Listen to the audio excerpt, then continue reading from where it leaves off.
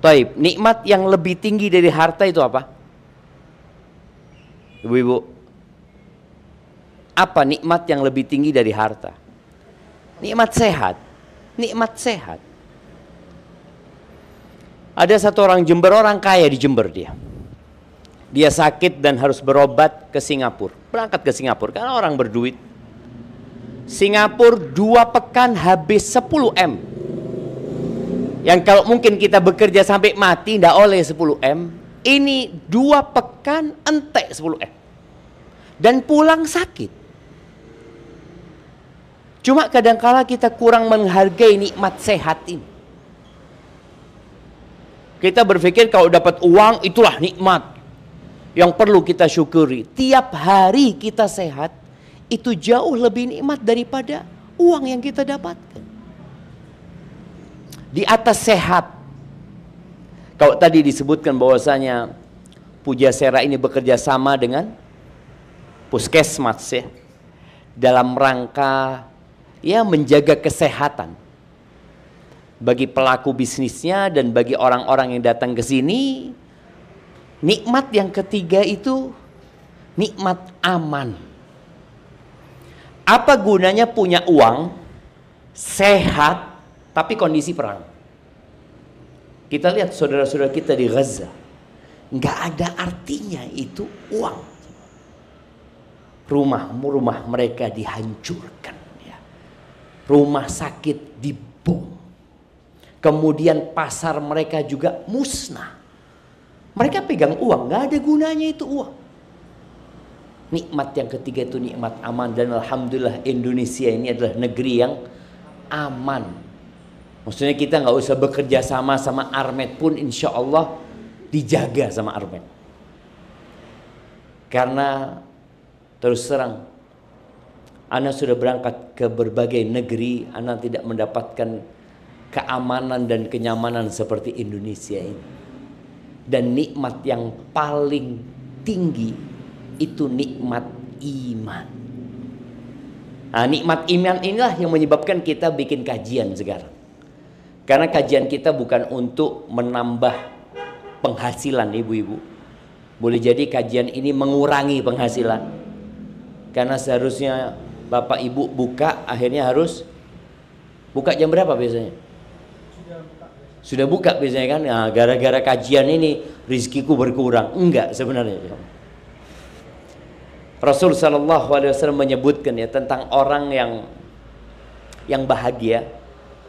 Beliau mengatakan alaihi salatu wassalam, man kana aminan fi sirbihi, barang siapa yang merasa aman di tempat tinggalnya. Ini nikmat yang paling tinggi dari nikmat dunia ya, aman. Kemudian mu'afan fi jasadihi, sehat badannya. Aman, sehat. Yang ketiga, indahu qutu yaumihi, dia punya yang dia makan hari itu. Nggak perlu besok. Sebagian kita ini untuk makan pekan depan sudah ada bayangan dia. Ini kata Nabi SAW, indahu qutu yaumihi. Dia punya yang dia makan hari itu. Dia namanya tempat ini jualan makanan semua. Masya Allah. Lidah payu, ya dipangan. Dia punya yang dia makan hari itu. Apa kata Nabi SAW? Faka'annama hizat lahud dunya bihadafiriha. Seakan-akan dunia dan isinya itu milik dia. Orang-orang yang punya mobil, orang-orang yang punya uang mungkin di rekeningnya sekarang 1 triliun, belum tentu punya 3 nikmat itu. Belum tentu dia bisa makan. Berapa banyak orang kaya, saya punya bibi di Jember ini dulu buka ganti oli mobil sama pemandian mobil. Pernah dia lihat seorang perempuan ya dengan mobil mewahnya, kemudian gelangi ada mungkin 1/2 kilo yang dia pakai jemaah ya. Ditanya sama bibi ana, ya Allah ibu ini seneng ya hidupnya ya, kata dia. Apa kata ibu ini? Dulu saya itu orang nggak punya, kata dia. Dulu saya kalau ngelihat ada orang makan enak, ya restoran enak, donat-donat yang enak itu saya kepingin. Ketika Allah kasih kekayaan sama saya nggak bisa makan itu. Kenapa? Kasih penyakit sama Allah. Nggak ada kemudian. Yang ada dia cuma penampilan seperti orang kaya, seperti orang paling senang padahal dia susah. Nikmat sehat Allah cabut dari dia. Allahumma salli wa sallim ala abdika wa rasulika sayyidina wa maulana Muhammadin wa ala alihi wa ashabihi ajma'in, amma ba'd. Ya Allah, semoga salawat dan salam, berkah dan nikmat senantiasa Engkau curahkan untuk hamba kekasih-Mu, untuk baginda Nabi kita Muhammad alaihi salatu wassalam, untuk keluarga beliau, untuk istri-istri beliau, untuk putra-putri beliau, dan untuk seluruh sahabat Nabi. Semoga Allah meridhai kita bersama mereka. Amma ba'd. Kenapa bapak ibu bekerja? Oleh opus. Nah, Anda nggak dalam bayangan ternyata kebanyakan emak-emak di sini ya. Iya, bapak-bapaknya cuma satu. Masya Allah, Masya Allah. Apa yang mendorong ibu-ibu untuk keluar rumah? Kalau boleh Anda tanya. Yang belum nikah siapa? Satu, ibu-ibunya? Oke, satu, dua. Tapi yang lain sudah nikah? Alhamdulillah. Sudah nikah, sudah cerai? Atau sudah nikah masih bersuami? Masih bersuami. Dia di bojone kok ndak kerja. Loh. Suaminya sudah pulang kerja ditinggal. Tugasnya istri itu menyambut suami, genakno bojone. Kok bojone teko ditinggal jemaah. Nah, cari apa? Cari uang. Iya, di Jember ini antrian emak-emak yang gugat cerai suaminya itu banyak. Kalau ibu-ibu ke pengadilan agama akan ngelihat antri. Dan ternyata faktor terbesar gugat cerai itu apa? Ekonomi. Kok tahu ibu? Iya, ekonomi. Masalahnya di suami apa di istri?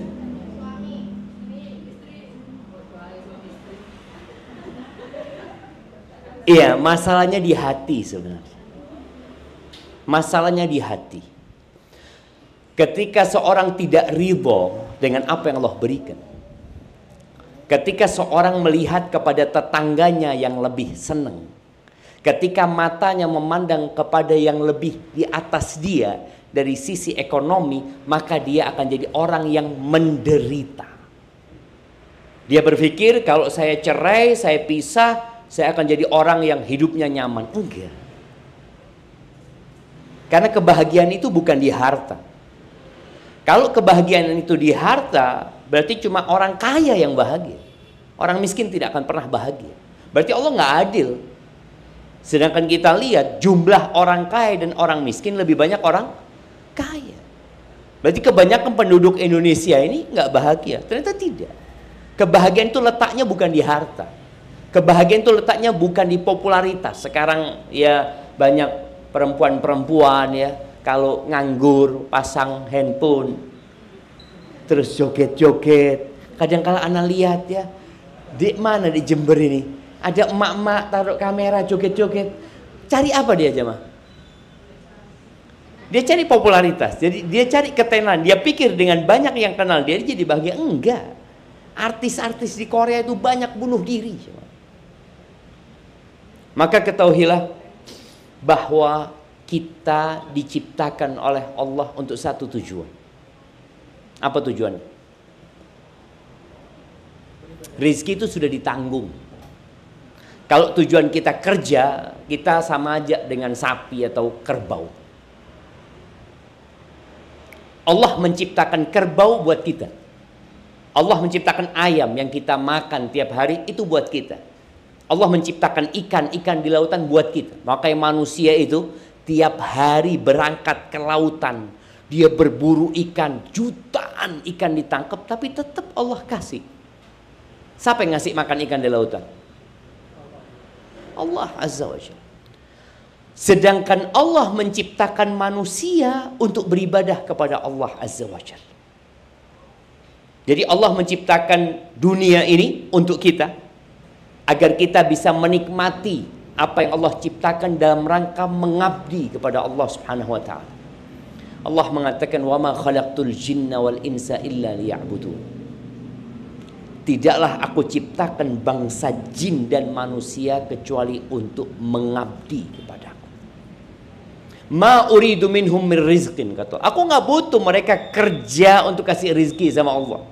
Kita lihat ya, di beberapa agama lain itu mereka memberikan sesajen kepada Tuhan-Tuhan mereka. Kata Allah, ma urid, aku nggak mau gitu.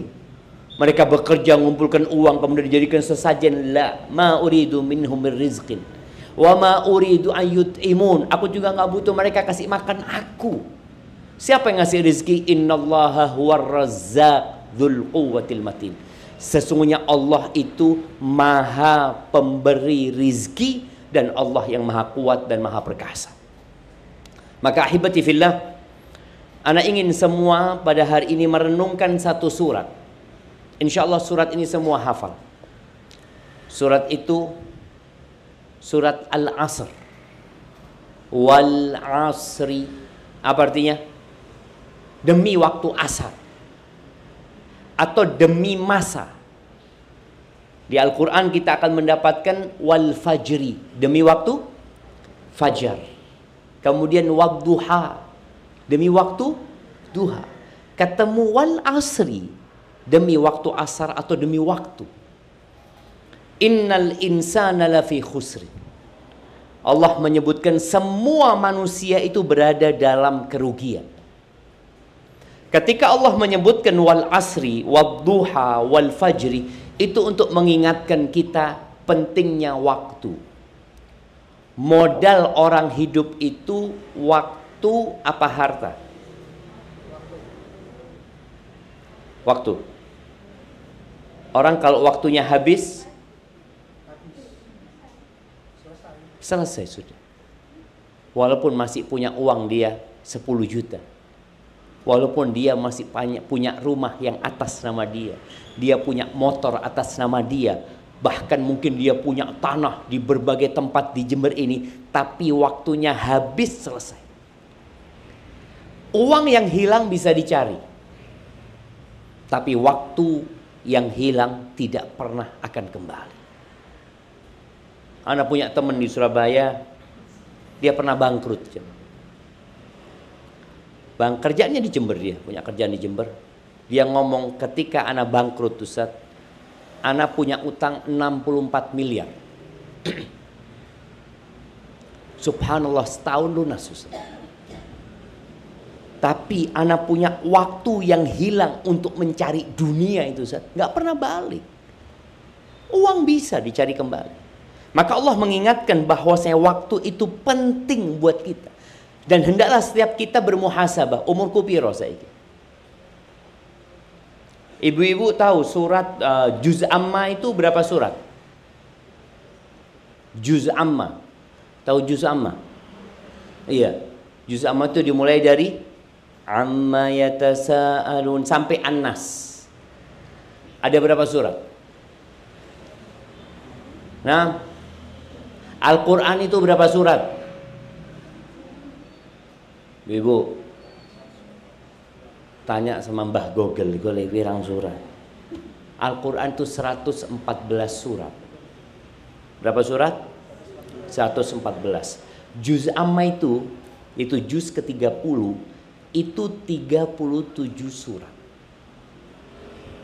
Paling tidak nih pelaku bisnis yang umurnya 37 tahun hafal Juz Amma. Apa nggak bisa setahun sekali hafal juz satu surat? Tiap tahun hafal satu surat. Bisa nggak? Sangat bisa. Kalau mau. Tapi kita kan nggak mau. Kita beranggapan apa sih manfaatnya? Apa sih gunanya? Lu pikirkan dunia ini apa gunanya? Semua akan ditinggalkan. Rumah akan ditinggalkan. Dan bayangin ya, ibu-ibu tadi yang bekerja, Masya Allah, ninggalkan suaminya, ninggalkan anak-anaknya. Ketika waktunya habis, langsung diusir dari rumah. Tidak akan lama-lama anak itu menjaga jasadnya ibu-ibu. Langsung dimandikan, langsung dikafani. Kalau pakai gelang-gelangnya dilepas, kalau pakai jam-jamnya dilepas, dibawa ke kuburan, ditinggal selama-lamanya.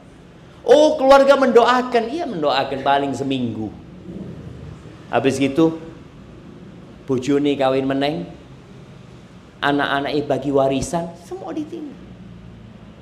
Maka tolong kita harus lebih paham mana yang penting dan mana yang lebih penting.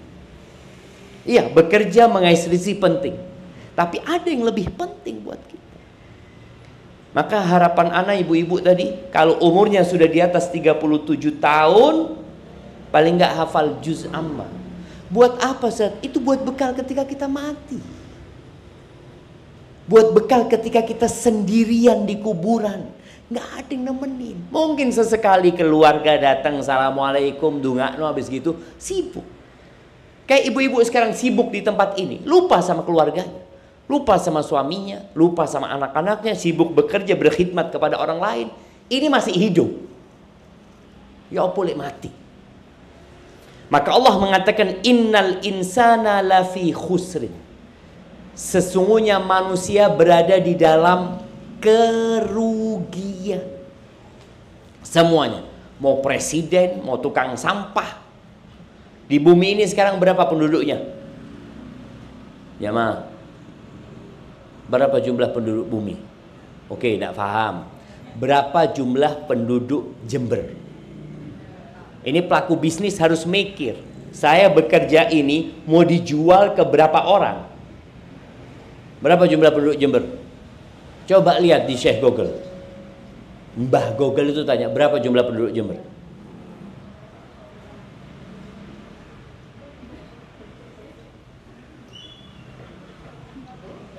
Nah, berapa?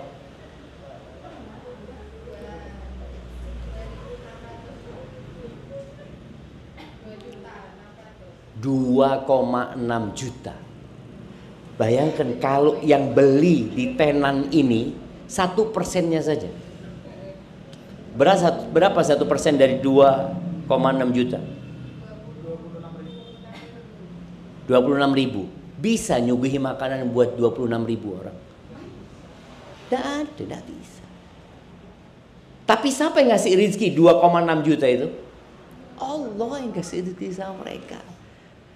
Allah menyebutkan semua orang yang ada di Jember, yang ada di Pulau Jawa, yang ada di Indonesia, yang ada di Asia, yang ada di semua benua yang sekarang jumlahnya mungkin 8 miliar manusia, itu semua di dalam kerugian. Illa, kata Allah, kecuali ada 4 hal yang harus dimiliki. Ibu-ibu kalau mau keluar dari kerugian dari jualannya tadi, kerugian nyewa di sini, ada yang nyewa kemudian tidak balik lagi, Mas? Ada kan? Kenapa? Karena dia bisa ngatur waktu juga. Oke, rugi berarti dia. Rugi.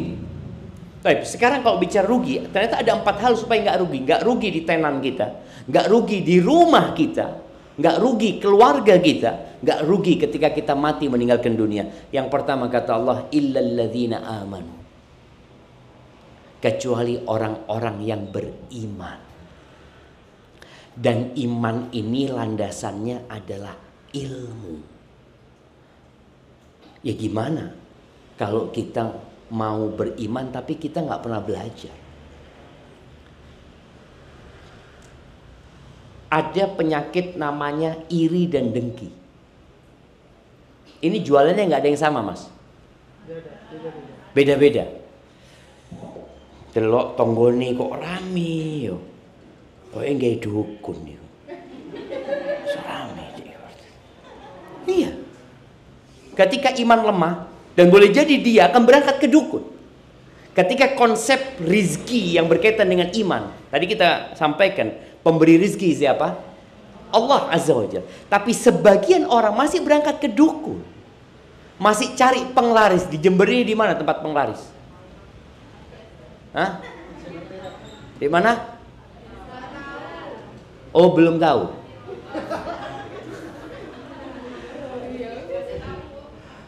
Nah, penglaris itu seharusnya ada di mana? Ya di atas sejadah kita. Tapi sebagian orang berangkat ke dukun ya. Ada yang ke gunung, ada yang ke pantai, ada yang ke tempat-tempat yang keramat. Karena dia berpikir di tempat itulah ada rizki. Lah. Maka di sini kita perlu belajar tentang konsep rizki. Ternyata sebelum kita lahir. Nah, ibu-ibu, bapak-bapak ya. Sebelum ibu lahir, rizkinya ibu sudah ditulis. Bayi yang belum bisa kerja wis ono rizkinya. Jangan bicara bayi. Rizki ini nggak berkaitan dengan ijazah ya. Jangan berpikir kalau lulus SD sama lulus kuliah rizki ini luwih akeh yang kuliah. Enggak. Rizki itu tidak berkaitan dengan kepintaran. Jangan pikir wong pinter iku akeh rizkinya. Lu tidak. Kalau rizki itu berkaitan dengan kecerdasan dan kepintaran, bagaimana dengan sapi yang tidak pernah sekolah? Bagaimana dengan lalat yang tidak pernah sekolah? Allah itu bukan hanya ngasih rizki manusia ya. Semut pun Allah kasih rizki. Burung-burung yang kita lihat, yang kadangkala kalau sudah musim hujan kayak gini, makan di mana burung itu? Dia berpikir aku nggak bisa cari, enggak ada rizki. Maka kita harus menumbuhkan keimanan di diri kita bahwa pemberi rizki itu adalah Allah. Dan di antara nama Allah itu adalah Ar-Razzaq. Jadi ketika ibu merasa sepi, kok sepi ya, maka mulai dia panggil ya Razzaq, urzuqni. Ya Razzaq, kasih rizki aku ya Allah. Mudahkan urusanku ya Allah. Iri dengki nggak akan ada dalam hati. Karena tahu rizkinya aku nggak akan tertukar dengan rizki tetangga. Jamaah, mudah-mudahan ya, mudah-mudahan Pujasera ini penuh dengan keimanan. Sehingga berkah itu meliputi semuanya. Tapi kalau sudah ada iri dan dengki, rizki itu akan mulai hilang nantinya. Karena Allah murka. Ini kejadian di kota Madinah. Anak ketika kuliah di Madinah, Syekh itu cerita. Jadi kejadian ini mungkin 50 tahun yang lalu. Dia mengatakan dulu, kata dia, orang-orang di pasar itu jualannya sama. Nah kayak Pujasera ini. Jualan di pasar itu yang jualan sayur-sayur toh. Yang jualan pecah belah. Memang sudah diatur seperti itu mereka itu. Mereka sebelum buka, mereka sarapannya bareng-bareng. Bareng-bareng, duduk bareng, sarapan. Mereka kemudian selesai sarapan, yuk bismillah buka. Baru buka tokonya masing-masing. Biasanya toko yang paling rame itu toko yang pertama. Karena orang masuk pasar itu, ya nggak mau capek-capek dia. Ya sudah, dia mau beli gelas ya di toko ini sudah. Dia masuk ke sana, beli, dilayani. Kemudian kalau ada pelanggan kedua, itu ditolak. Dia mengatakan ke toko sebelah, alhamdulillah aku sudah dapat rezeki. Dapat istilah apa? Wong Jawa itu penglaris ya. Alhamdulillah wis dapat ke tetangga sebelah. Nanti tetangga sebelahnya seperti itu lagi. Jadi tempat itu penuh dengan cinta dan kasih sayang. Karena mereka beriman, wis rezeki kita insya Allah wis diatur oleh Allah. Rizki itu tidak akan bertambah dengan kita iri, dengki, semangat. Enggak. Lek wis ditaker be Allah rizki ini 10.000, 10.000. Maka dia menjadi berkah dengan cara seperti itu. Tapi kata Syekh, kalau engkau lihat di pasar sekarang, hilang. Jadi sekarang ini orang sudah sarapan sendiri-sendiri. Ketika mereka buka, itu orang dijauh wis diawi-awi. Mas. Kalau dia bawa jualannya, mas. Nggak mikir tonggo, enggak sudah. Rebutan, jangan seperti itu. Itu ada di sini. Lu ada? Insya Allah udah ada. Mudah-mudahan. Jadi memang sudah berebut seperti itu. Sehingga orang yang ada di tempat pekerjaan itu saling iri. Loro hati sudah hidupnya. Dan kadang-kala mereka datang ke tokonya mamanya, ke toko. Atau mbak jualan paku mamanya. Oh habis pakunya. Dek mana mbak ya kalau cari paku kayak gini ya. Padahal tonggo ini dodolan. Apa kata dia? Wallahu a'lam. Gak tahu.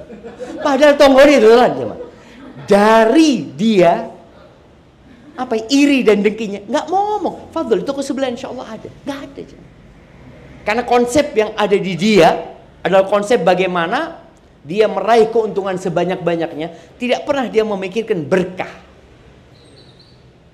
Jamaah, berkah itu mahal. Berkah di rizki itu ketika pulang tidak nggawa penyakit. Sebagian orang duitnya banyak ya, tapi pulang ke rumahnya tabrakan. Akhirnya motornya harus diperbaiki. Pulang ke rumahnya ribut sama suaminya. Itu tanda-tanda rizki ini tidak barokah gitu loh. Maka hendaklah kita kembali kepada iman bahwasanya Allah yang memberikan rizki. Dan kita diciptakan sudah ditanggung rizkinya sama Allah. Dan tugas kita adalah beribadah kepada Allah. Niatkan ketika keluar dari rumah. Niatkan mencari rizki dengan niat yang baik. Apa niat yang baik? Yang pertama. Ya kalau bicara suami ya. Yang bertugas untuk memberikan nafkah itu siapa ibu-ibu? Suaminya ibu-ibu nggak ngasih nafkah. Terus sekarang ngapain? Cari tambahan. Buat apa?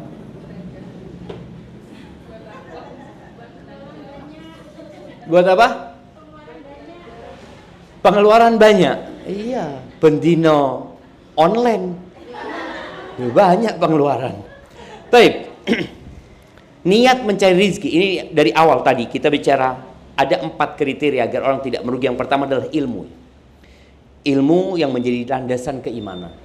Hendaklah semua memperbaiki niatnya.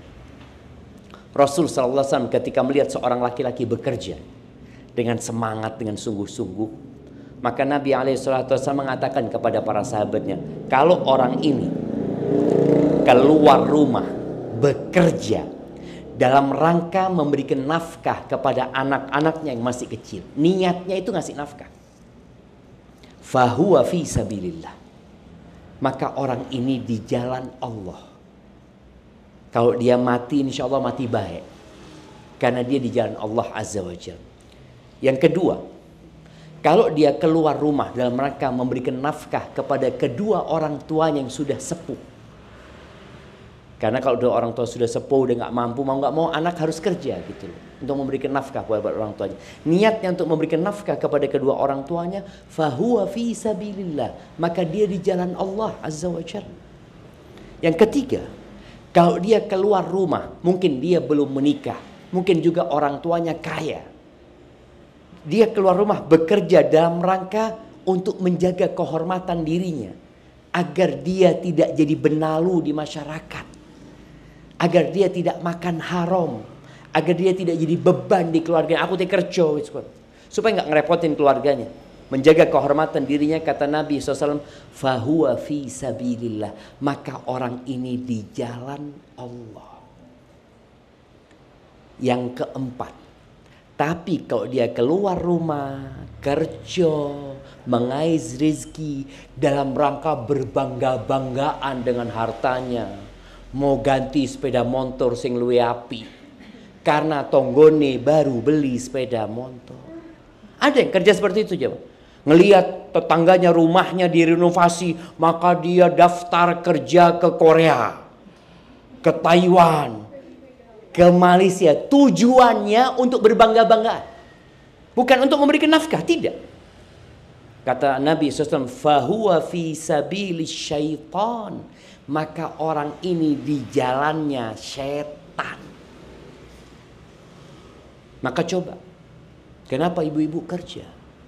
Kalau tujuannya tadi untuk kesenangan ternyata, untuk berbangga-banggaan, Karena kadangkala kita ngelihat tonggo ganti sepeda motor, kita lor